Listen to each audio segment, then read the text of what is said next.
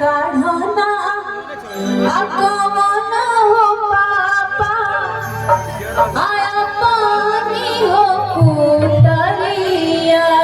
सुन ले माने जाने गाना हमनी को हो लनु सनी जी का और को रात में चले गीत गाए अब तनी माहौल गरम होके सबसे पहले प्रेम से बोली बाबा बालेश्वर नाथ की प्रेम से बोली भीगू बाबा की।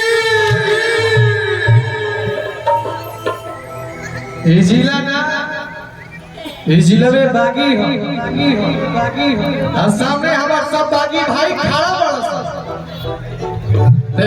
लागे के चाहिए कि माटी बलिया वाला हटे और एक बार हाला करके जला दी जाए जे भी अगल बगल से आई बा कि बलिया के माटी है बलिया के प्यार करे वाला सनिया राव भाई मंच पे आ गए बैठे तो एक बार हुआ सब के आशीर्वाद मिल जाए।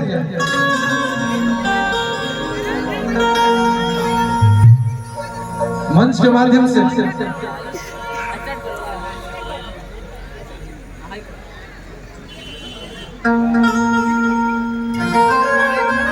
सबसे पहले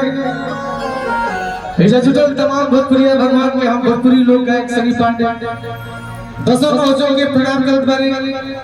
मंच पे विराजमान तमाम अतिथिगण विशिष्ट अतिथिगण सबके प्रणाम रहे।